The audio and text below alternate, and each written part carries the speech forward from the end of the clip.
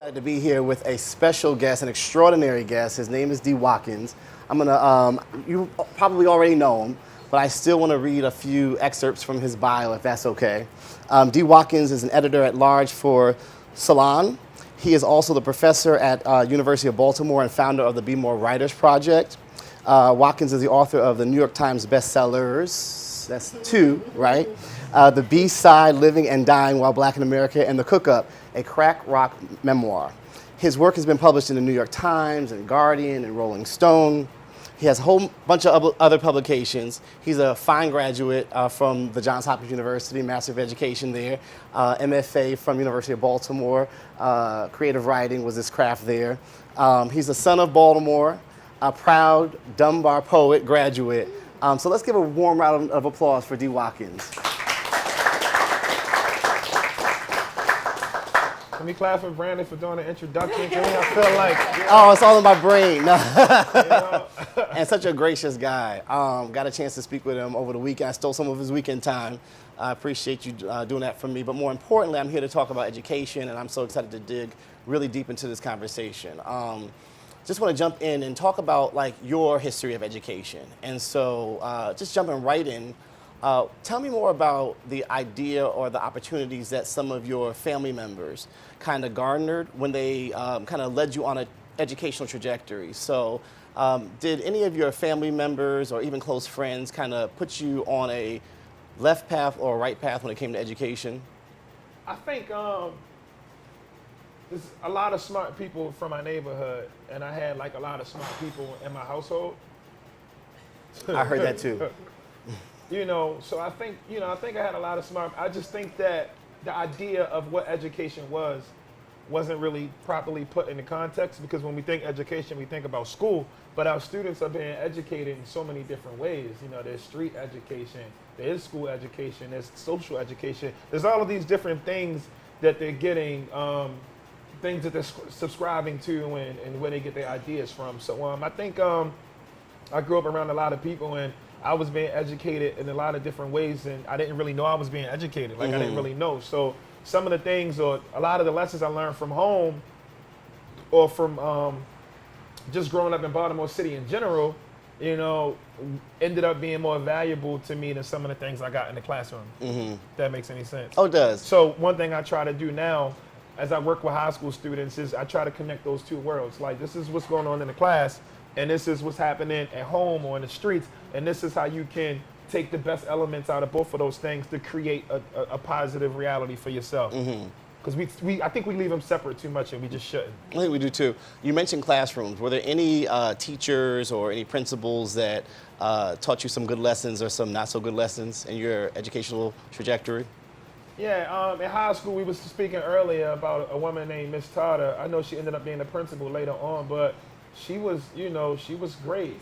We didn't, you know, no plan in her class, and I think she did a good job she taught government, and I think she did a good job at putting it into context on why we needed to know certain things about how our government worked, mostly because all of us ended up going through the system. So it's like we really needed to understand how these things worked, and the more you know about these different things, the better you can navigate. So I think she was great.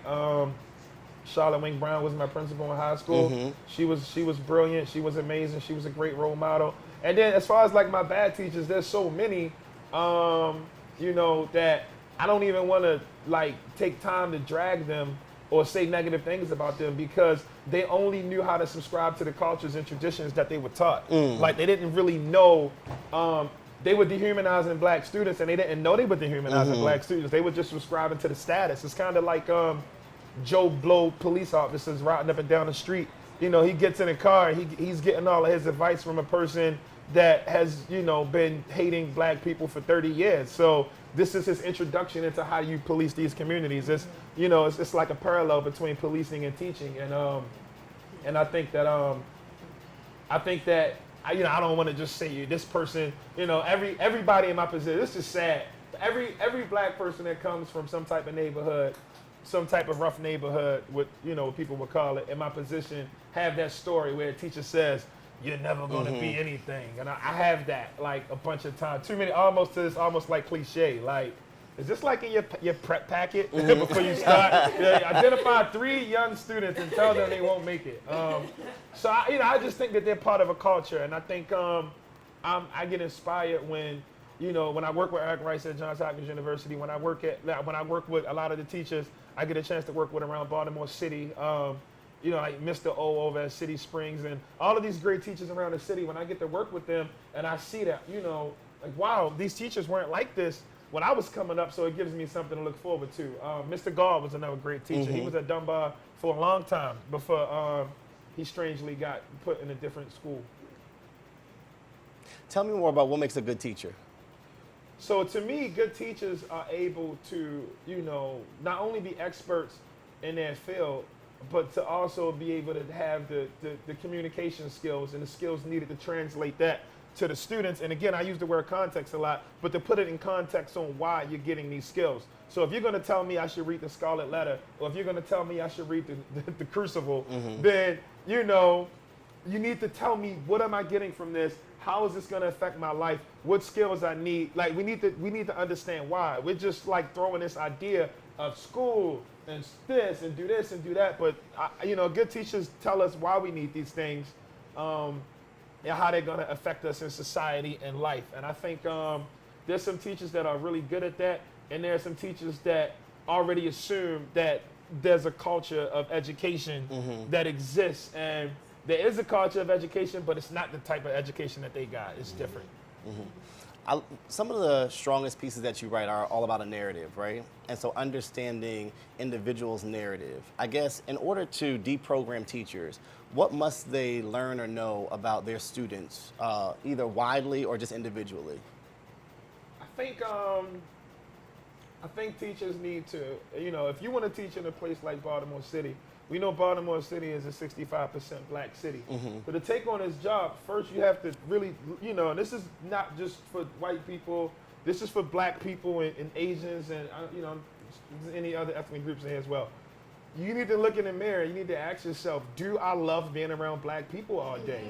You have to ask yourself that question, because some people just don't. And if you don't, that's your life. You can do whatever you want to do with it, but you have to ask yourself, because as a black person, I've worked in situations or been in situations with black people that really don't love black people, and white people and other types of people too. So you have to, that's step one. Like, do you love these people? Do you see a piece of yourself in these people? Is it us? Is it me teaching them? Or is it us being in this environment and sharing ideas, learning together? If you can't look at a group of students from a messed up neighborhood and say us, you shouldn't be there. You just shouldn't be there. You should do something else.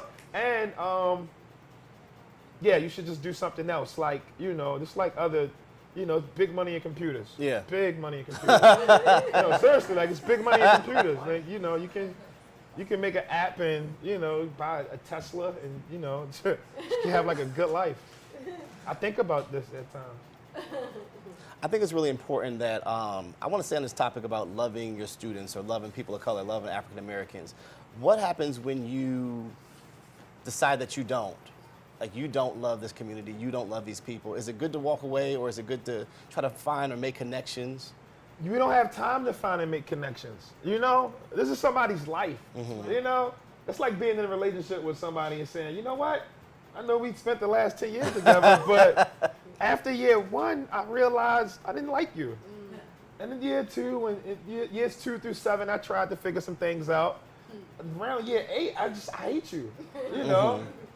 So it's like, this is somebody's life. Kids aren't in school forever, so if you don't love this population, or if you can't see yourself being a part, it's the us versus them thing. It kills everything. This is what happens in government.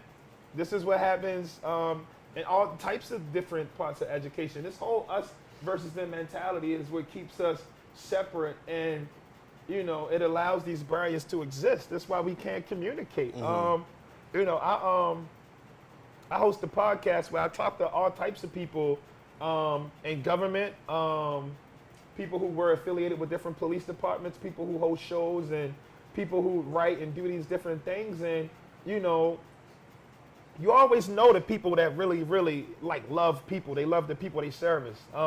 the people will understand that they're providing a service. Some people don't understand if, you know, I'm telling the police officer not the other day, but this is like a while back. I was like, yo, you know, you actually work for me. Like, you work for me. Like, I have like 8 jobs and taxes come out of all of those checks. So, you know, like, to have some respect for your funder. You know?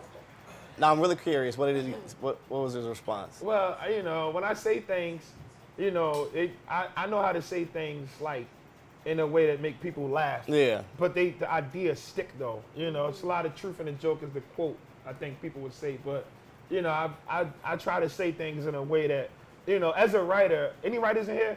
Any writers? Okay, so as a writer, you know, you spend a lot of time with words. You spend a lot of time learning phrases and ideas and bouncing these things around. And one of the bad things that come with that is you can really hurt people's feelings quick. Like, you know, like as a writer, with your words, you can make a person cry in like 60 seconds. Like, you know what? I think you should cry. And then I can just say things that, you know, can make someone cry. And I don't do that. I wouldn't do that. I don't want to make a person cry, but I'm very careful with how I word things, because I know that if you push the right buttons, it can be bad. It's not good to hurt people. And you hurt people by teaching them for 30 years and you hate teaching. You know? That's so true. So on June 1st, the Baltimore Sun reported that the Baltimore City Public Schools system layoffs included 32 people who work in the district headquarters and 83 people in the schools. Among them were 13 classroom teachers, 21 librarians or school counselors, 24 assistant principals, et cetera, et cetera, et cetera. Even though this insurmountable decrease isn't what we nearly thought was going to happen, the numbers are much lower than what we originally predicted. What do you think these types of like cuts or layoffs, what does that do to a school community, a school system? You know, if that school was functioning and it was, you know, and it hurts across the board. You know, I think one of the things that doesn't really make this conversation enough, because it's very, very easy to throw around the narrative of the bad teacher, right? So you have great teachers, right? You have bad teachers, just like you have great lawyers and you have horrible lawyers, right? I know some horrible lawyers. I can feel more comfortable throwing their names out, but I'm not. But in the middle, you have teachers that want to be effective, but they don't have support from the administration. So it's like some of these people who, and I don't know the stories of the people that got laid off, but maybe some of these people were talented and brilliant, but they never got an opportunity to be able to reach the next level or do some of the things they wanted to do because they didn't have support from the administration. And this just ties into this whole idea of, you know, some of you guys in the room, I'm sure some of you guys are really, really great teachers. You know, we're going to need some of you to become great administrators. We're going to need you guys to be great superintendents one day and great people on North Avenue, because sometimes the disconnect between North Avenue and what's actually happening in the classroom is crazy. Like, you know, one of my books that we talked about was Up, to be required reading for 10th graders. And I go inside schools almost every week, and I hear all types of stories about kids, you know, that like it. They like it so much that some of them has actually stolen it, you know. And, you know, we make this joke, but they don't steal the crucible. You know, they're not, you know, Things Fall Apart is one of my favorite books. They're not stealing it. Scarlet Letter, I don't know why they teaching the Scarlet. When I first came across Scarlet Letter, I already had friends in my age group. I'm talking middle school that's like paying for abortions. Like, it's a whole, you know, but I understand that there's lessons in these books and things that students might need, but I think there's a lot of contemporary literature and more relevant literature that does the job. So, and I tell you this story to say this. So my book gets denied, right? And you know, I wasn't super upset, but I was more upset at the fact that I think they were like doubling down on Shakespeare and using some books that the kids that I know, you know, because I've had relationships with some of these students. I know that they don't read them. I know because I've bought some of these books. I know this. So, just to rewind back, I did my first school visit at Patterson about maybe 3 years ago, and I met a kid, and, you know, he really, really loved the article I wrote about Instagram. He was on it, right? And he loved Instagram. Like, you know, he walked around with with his phone stuck to his forehead all day talking about his Instagram. So he asked me to give him a shout out on Instagram. So I'm like, what? And he's like, shout out, like take a picture with me or post my picture and tell everybody follow my little brother or follow my little cousin. And I'm like, I'm just Baltimore. We are everybody your little brother or your little cousin. Yeah. So okay, So I took the picture. We talked about the essay a little bit, and then he showed me to the. I was speaking to 2 classes in one day. He showed me to the next class. When he showed me to the next class, he asked his teacher, could he cut the class and stay and then hear me speak again. So that was like a connection, and that was like a good thing. So, around that time, I didn't have a book out. I was lucky enough to be able to speak at high schools about my essays without having a book out. Mm-hmm. And then I was also being flown out to speak at colleges without a book. So I was, I was very happy about that. And I was, I went to a whole lot of schools. Then the books came out. And then every year I go through this whole phase where I'm meeting somebody on North Avenue and they telling me it's going to be required reading, and then that person, I don't know if they have like I don't know if this is one of the people. That person disappears. This might be one of the guys that got caught up who got fired. But people are telling me, I don't know, people are telling me that it's gonna be required reading. But this time was different because I got all these emails. A lot of teachers know me. A lot of English teachers use the book. Everybody's using the book. The teacher's really excited about it. He's asking me, can I make some small changes through my publisher just to make sure it gets approved? I'm saying, yo, no problem. This is a good thing. Mm-hmm. Then he calls me up at like 10 o'clock, 11 o'clock at night, right? And saying, he's like, I'm so sorry.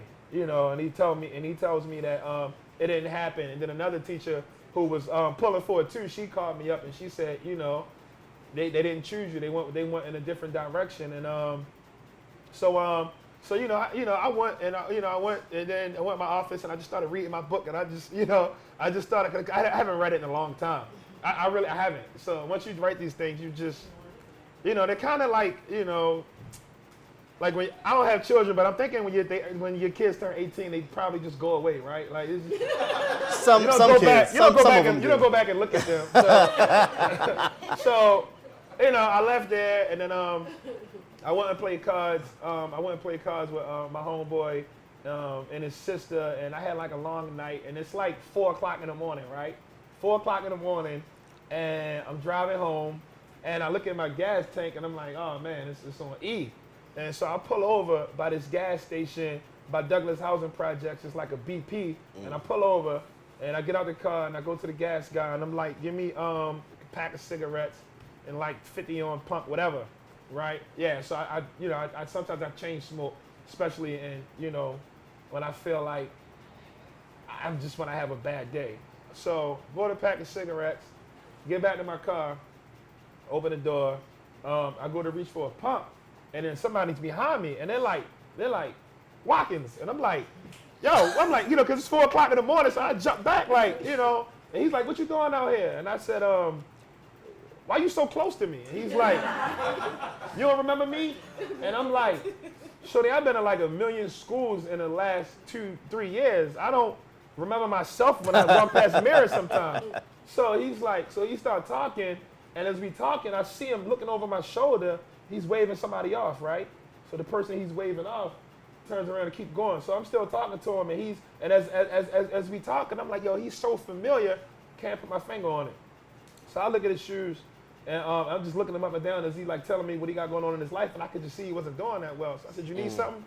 He said, I ain't gonna lie, man, I'm messed up, man. I need a couple dollars. So I go to the ATM, right? We say, in Baltimore, we say bank machine. I went to the ATM, right? And I took like $60 out, came back, gave it to him. We spoke a little longer, and he says, one thing I respect about you is you said you was gonna have a book out, and you really did it. Like you really did that, right? And I was like, yo, let me give you one. So I went in the trunk and got one out and gave it to him. Then I pulled off. And then when I got home, I fell right asleep. Woke up in the morning. I'm like, yo, that was that kid from Patterson with the Instagram. So like, was realization one. Realization two is that he was that close to me because they probably was going to rob me. So at the end of the day, a school visit, showing love and going inside of these places and having an open heart and even like creating things or giving people something to look forward to could have potentially saved my life.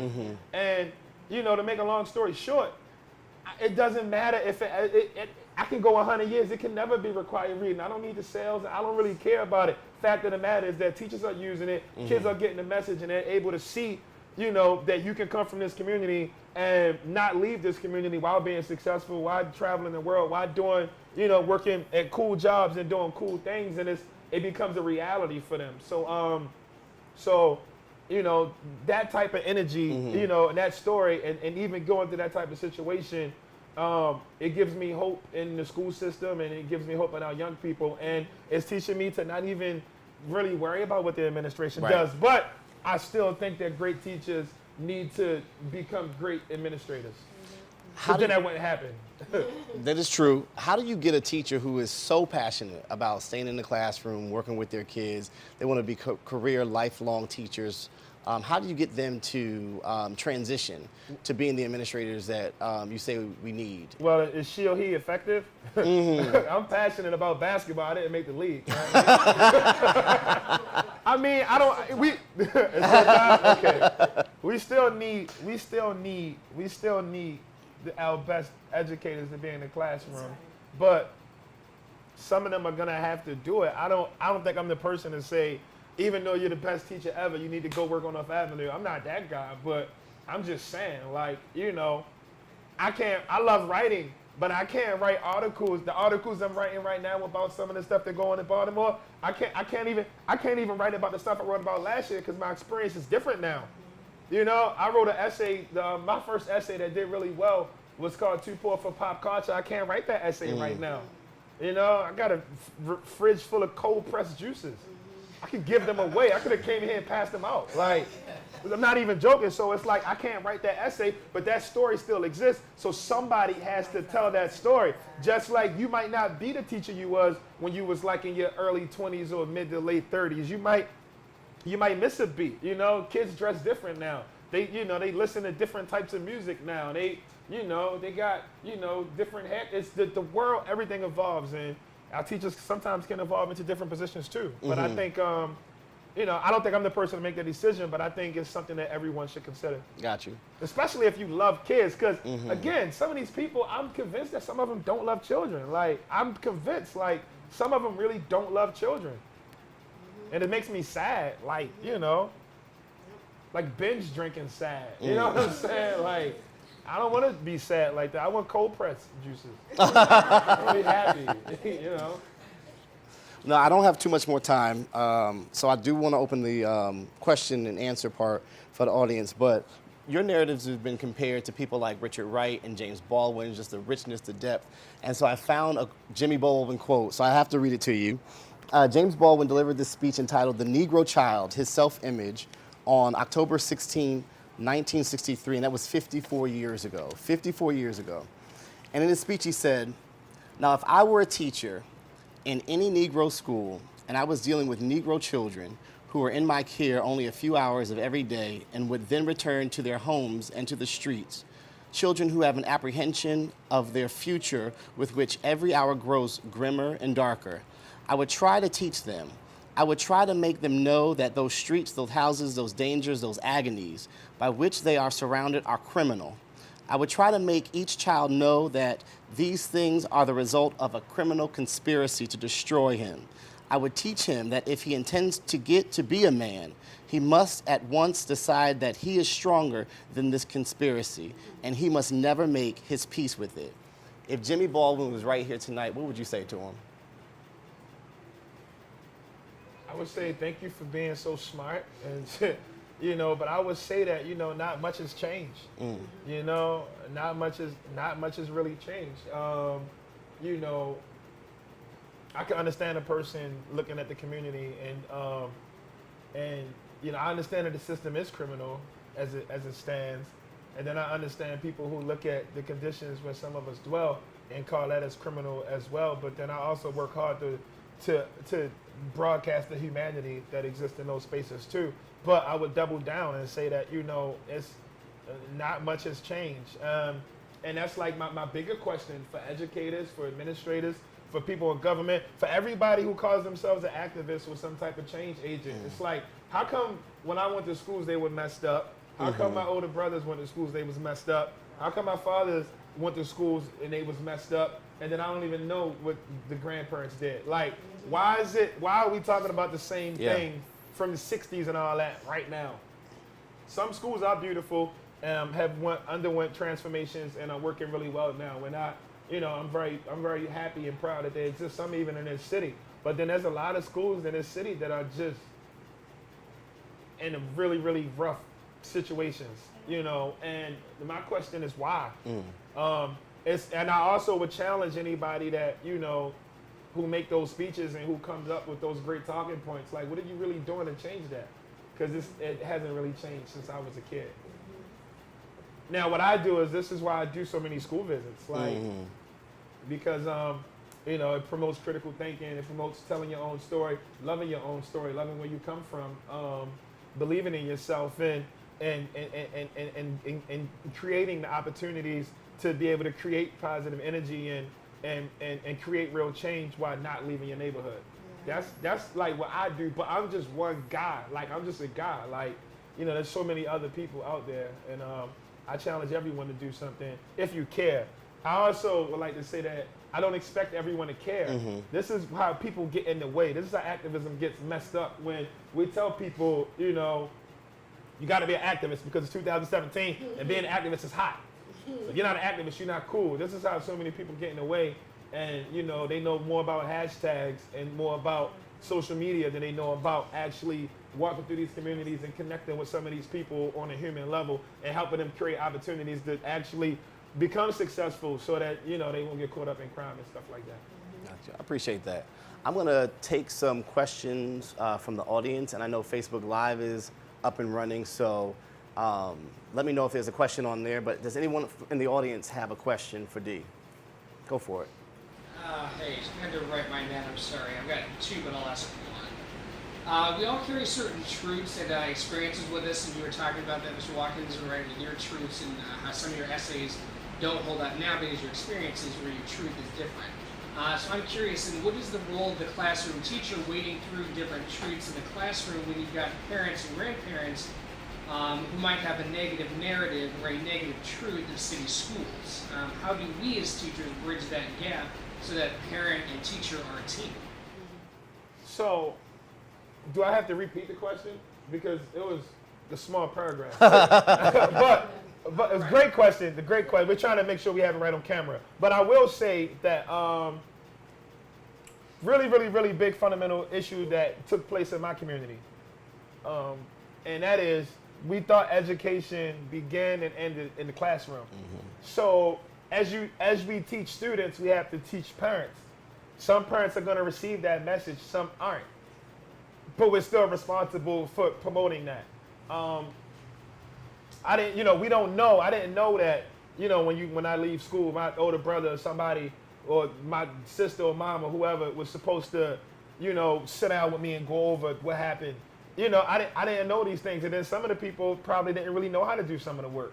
That's like a thing too. So it's like, you are right now, we're at the bottom level. We're at the beginning stages of a war.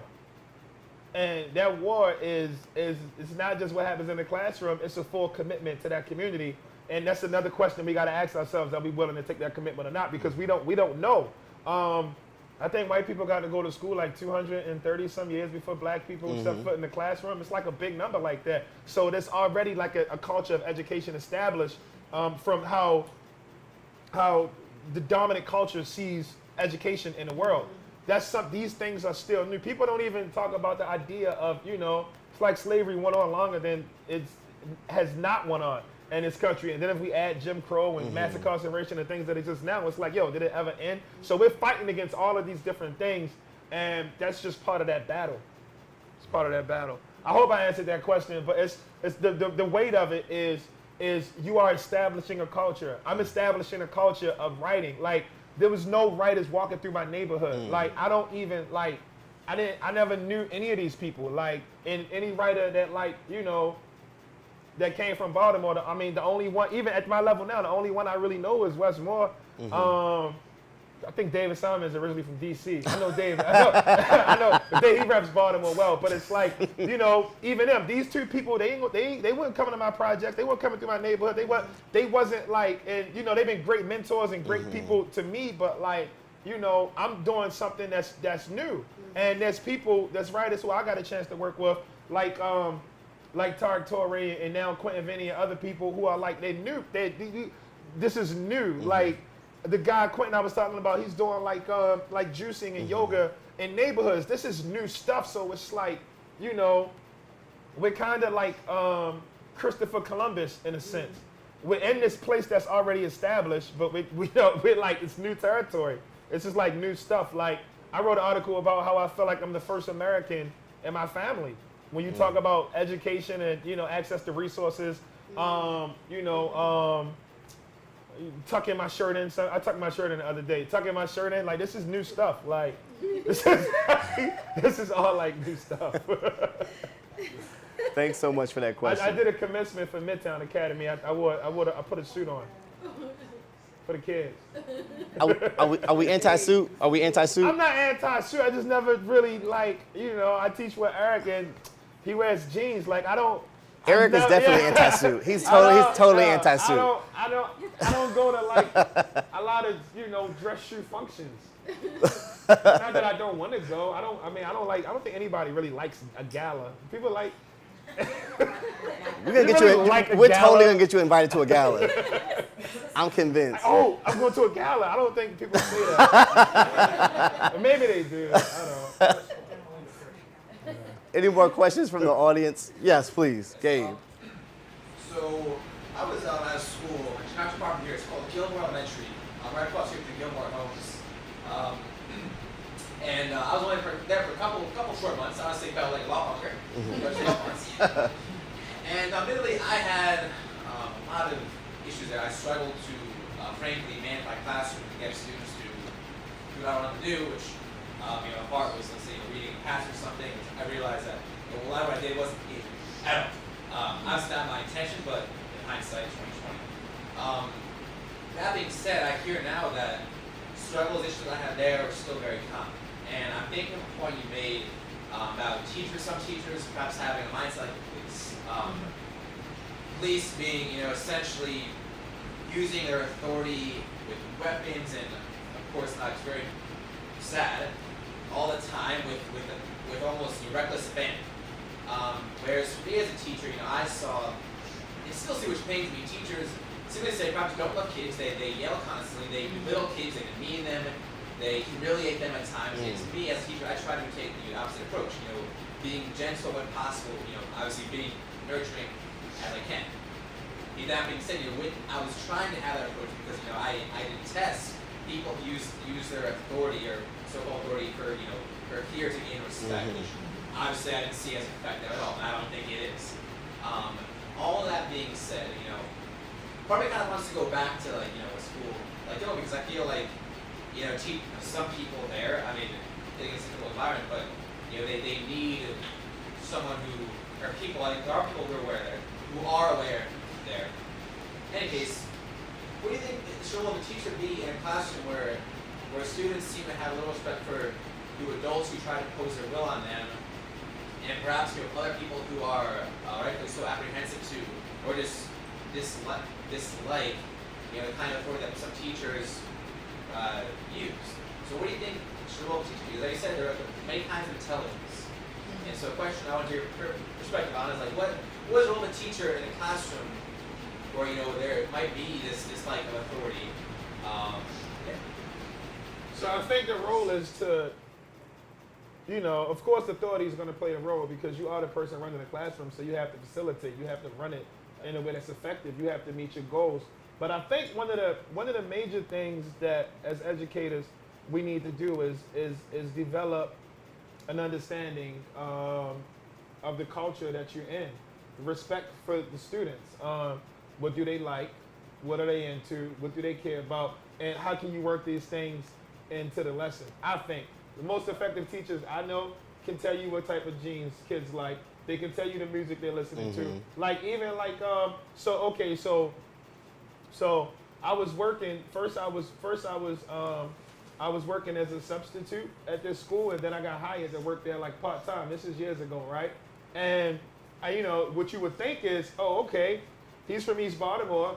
these kids from East Baltimore, they just gonna, you know, he's Connect, black, right. they black, it's just gonna work. And it's like, no. I'm a dinosaur, I'm a house phone. You know what I'm saying? A rotary phone too. You know, I'm not from their world, so, you know, when I got the little part-time gig and they started paying me, I had to really figure out how to make my time there useful. I had to listen to them. I had to understand that, you know, they don't listen to mainstream rap. They listen to, at the time, they were listening to underground drill music from artists that was, you know, in Chicago that looked and spoke and touched on some of the things they cared about. I had to understand that they like their jeans, the guy's 4 sizes too small. These are things that, you know, these are things that at this particular time I didn't really understand. But once I absorbed what they love, they were way more open to receiving what I had to give. And that was like a war lesson. Plus, another thing is, you know, some teachers, some of you are gonna have tough times in the classroom. You know, this guy I was talking about, Mr. Gar, when I first got to Dunbar High School, he was like the laughing stock. We thought he was we thought he was crazy. By my 12th grade year, by the time he got his footing, he was one of the best teachers to ever come out of that school. And then when my nephews went there, their favorite teacher, Mr. Gar. Then my little cousin, who's like 15 years younger, went there. Her favorite teacher was Mr. Gar. Then I went back to speak about the B-side, and he's in gray hair with like with glasses on. When I was there, he was like the first hipster I ever saw. Like, you know, teaching the Canterbury Tales or something. But when I came back, he was like a God figure. He was like the Don Corleone of teachers. Like other teachers around him, you know, he's sitting back with like call Sarah. You know, like, you know, and that it's, you know, you earn those stripes. Like you earn those stripes. So you know, and he earned his stripes. So I think one of those things, I don't really know what actually clicked for him. I remember, like, people used to run wild in this class. Like, I didn't run, like, I was never super disruptive in class because I was disruptive outside all day. So school was kind of like a place to chill out at. But by the time I got to the end of my high school, you know, he was like, he had it under control and he had his respect. So it's like anything else. Anybody have trouble in classrooms? Raise your hand if you have trouble in the classroom. Okay, so how did it feel the first time you did a pull-up? Did you ever do a pull-up? It's the hardest part of exercise. Nearly impossible. It's the hardest part of exercise. When you do that first pull-up, you'll never feel, it's a crazy amount of pain. But when you keep doing it and you're working at it and you train and you understand how they work, you know, a few months later, you're that person that's doing 30, flipping from pole to pole, standing on top of it and all that. And that's a real thing. It's like anything else. It's like anything else. But you have to love it. You know, you have to really, really care. And you have to know that these are people's lives that we're dealing with. And if you're committed to that, I think you can be the best teacher in the world, even better than Michelle Pfeiffer or Dangerous Minds. I want to be equitable. Is everybody on Facebook Live? Yeah, there are a couple. Go for it. So one is teachers that find themselves being that teacher who you mentioned earlier on, who's told a child who will not succeed or has unknowingly cast that onto a child. They don't want to feel that way. What would you say to them, or how can they help themselves to get out of that mindset and stop targeting students for patterns of behavior that they've seen in the past? Well, I just think that's just a trashy narrative. Like, I think if you have to tell a student they're never gonna make it, like if that's your mindset, you know, that's kind of a reflection of your instruction in a way. Yeah. I mean, you know, it's like, at what point do we look at ourselves and say, how come I'm not getting through? Or at what point do we pull in resources from other parts of the school to figure out why these things don't work? Yeah, it's hard for me to really, I can't even acknowledge a person that, you know, like, that would think that, because we have to, I mean, the person who asks the question is very brave. So it takes a very brave person to ask that question. But but you feel like nobody knows where anyone's gonna be. I'm sure it's a lot of teachers that probably see what I'm doing right now and they're saying, yo, they let him talk to teachers? Like, it's, you know, are they crazy? But, you know, I do a lot of work and I really care about what I do. So I think we don't know who's gonna be what. But we have to figure out a language where we're not just cutting people off Because every teacher that said that to me, guess what? After they said that to me, they weren't allowed to say anything else because I just wouldn't receive it. So I shut completely down. Oh, you think I'm not going to make it? Okay, you don't exist in me anymore. Next, you know. And we don't want that. That's good. Any more questions from the audience? Personally, I was born in Haiti and was adopted by a Caucasian family, middle class family, and so I've had like experiences of being in, mass poverty to experiences of affluency. But I think that I feel like in order to achieve the things that I had to do, I had to give up being black in a lot of ways because I grew up in white neighborhoods. When I would try to imitate black people, my family would say, how many people do you see doing that? Of course, it was nobody because it was a white neighborhood.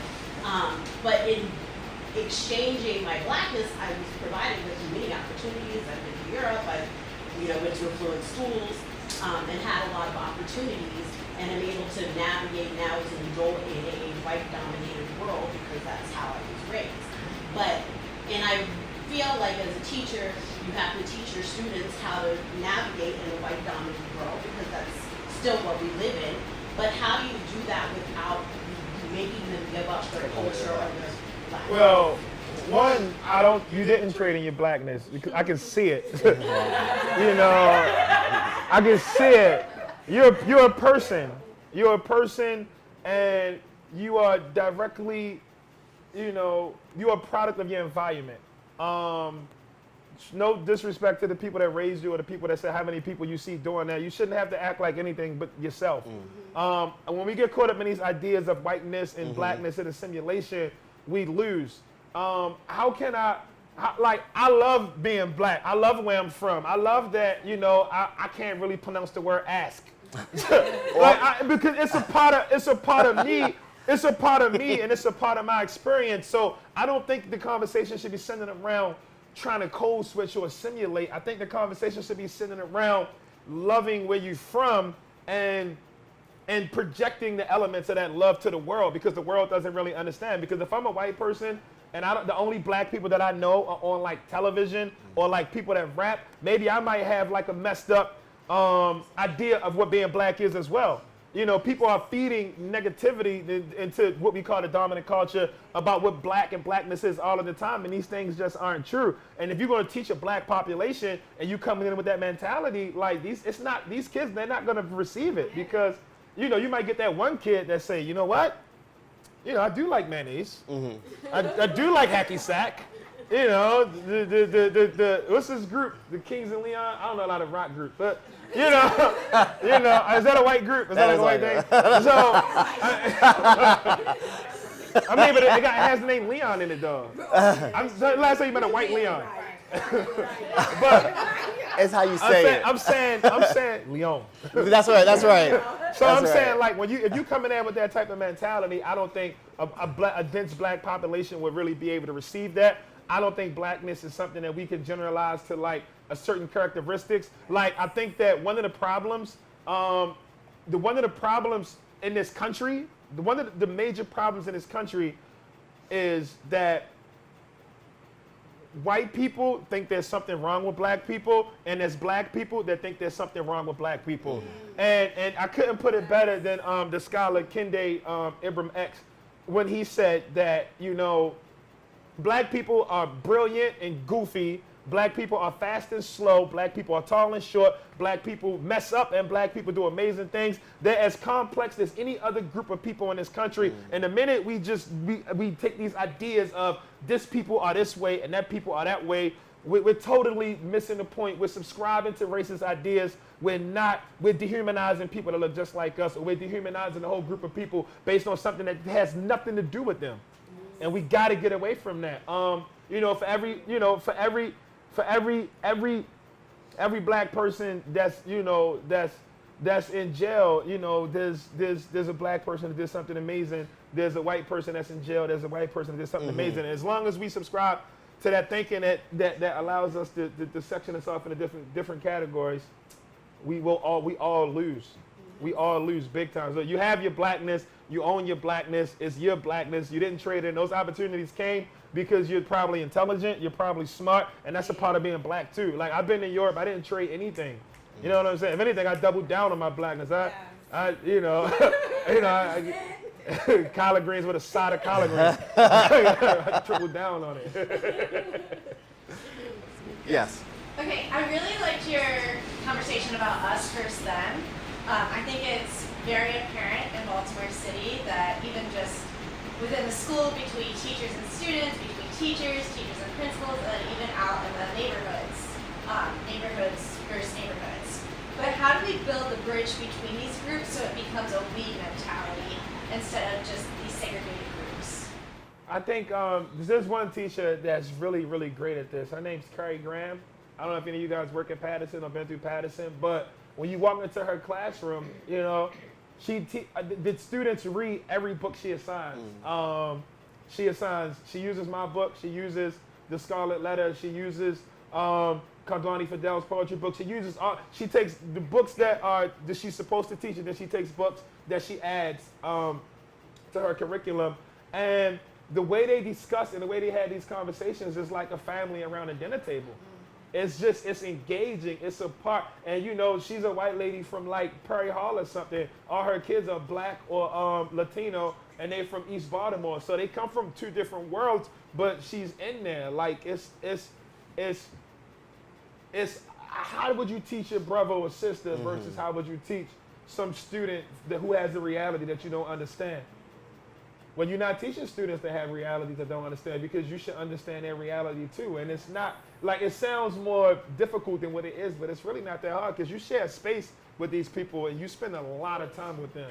You know, and like I said, the teachers who I know that are extremely effective, they can tell you what's going on in the world of the students. I spoke to social workers like maybe 3 years ago, and I asked them to number their paper from 1 to 10. And I said, write down 10 things about the population you service. Tell me. They was coming up with stuff like MySpace. And I'm like, what? MySpace.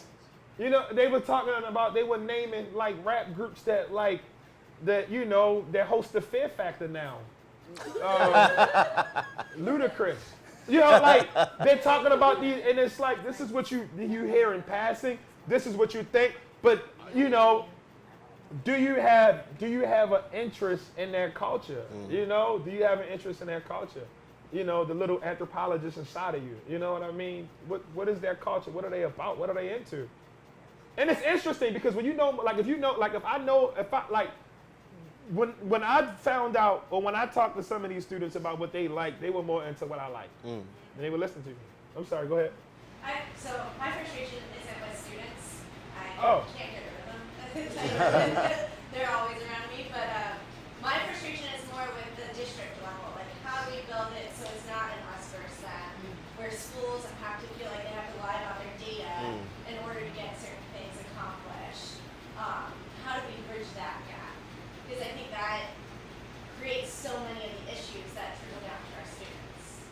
Yeah, that's the problem. Like, how many teachers are going to call them out, or how are teachers going to get together and challenge them collectively? Because I'm sure you're not the only person that feel that.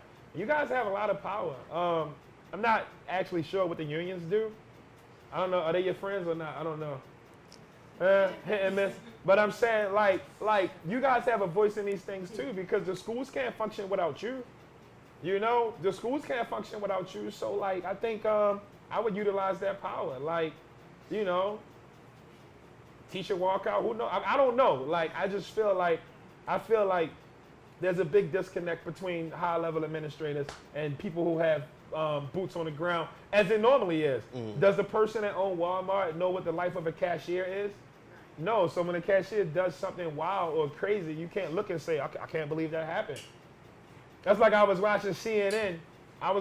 This is a couple years ago when everything happened in Baltimore, and Wolf Blitzer was like, I can't believe that happened to my beloved city. And I'm like, yo, he from here? And then I found out he's from like some county or something, but he likes to go see the Orioles play. And I'm like, dog, if you hopping on a beltway to see the Orioles, having dinner at the harbor, and then going home, you're not from here. Yeah.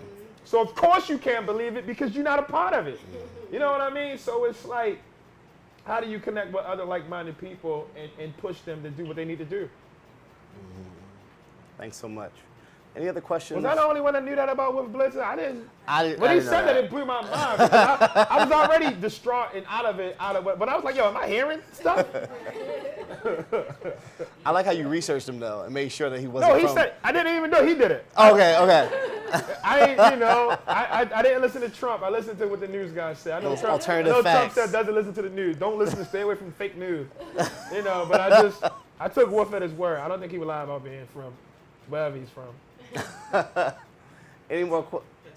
All right, perfect. One more question from the audience, or even from Facebook Live. Terrific. I get to cheat then. I have a question. So, when you think about across the nation, so the Civil Rights Data Collection, U.S. Department of Education, they said that English learners, students with disabilities, students of color are more likely to be retained or held back in high school.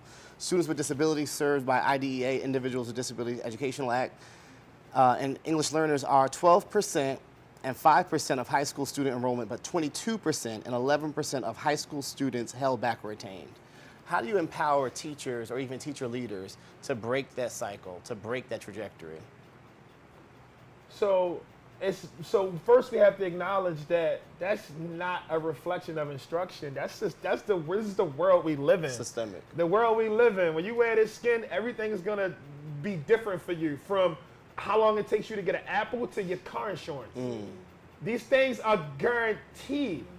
So that's why I don't, there's great teachers and then there's horrible teachers. Yes, that's true. I don't want to take, I don't want to put too much weight on, as a teacher, you got to be able to conquer and crush systemic racism. You know what I'm saying? Because it's like some of these things you're not really going to be in a position to do. I think we're all more powerful when we know how the world we work functions. When we understand how the world that these kids live in and why they function the way we function. So on a personal tip, I would say understand the game. Like I feel like a lot of educators or a lot of just people in general, we don't really understand the game. We don't understand how these different systems work and why they work the way we work. We got a general idea, but we don't know how deep it goes, how it affects everyone, and what our role is in not perpetuating some of these racist things that happen. But it's not just education; it's everything. Yeah. Everybody I knew who grew up that did like a crime that was like really, really bad, who was under 18 years old, the first thing they would be like is, yo, they charged me as an adult. I'm getting charged as an adult. I watched the news the other day. Jared Kushner flipped the world upside down. Oh, well, he's just a misguided young person. Why he get to be young? Why he get to be a kid at 30, but this person can't be a kid at 16? That's crazy to me. But this is the world we live in. Well, on that note, we have one more question. In what ways can teachers elevate student voice in the classroom so that it drives instruction in significant and meaningful ways? I don't know what that person teaches, but if you teach anything dealing with humanities or social studies or like English, I would say memoir. These people love to talk about themselves. These little arrogant this generation, I'm telling you, every time I work with a group of young people, every teacher I talk to, when it's time to do memoir, when it's time to do personal essay, everybody's cranking out small books because everybody's a star. So we got to utilize, how social media has changed our mentalities. We got to utilize that in the classroom. And we got to figure out more ways to utilize social media and the things that our kids are addicted to be able to make us more effective. But that's it, memoir, you hit home runs with that. People love to talk about themselves, their journey, what they've been through. They saw so much at the tender age of 11. Give me 2 memoirs that changed your life. 2 memoirs that changed my life. Definitely Charlie Mingus, for sure. Definitely Beneath the Underdog, for sure. And I would give the second one to Marion Winnick, because Marion Winnick was one of the memoirs that showed me the game. She was my professor at University of Baltimore, and when I read her book is when it first clicked that, like, you know what?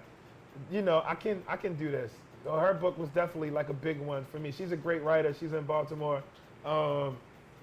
her book really like showed me the game in a way that I didn't, you know, because before that I was reading like Speak Memory, and I'm like, nah, I think that's like Nabokov, however you say it. Didn't really hit for me. Well, she'll have you to thank for raising on Amazon book prices tonight. I really appreciate it. Can we give Dee Watkins a big round of applause for being here?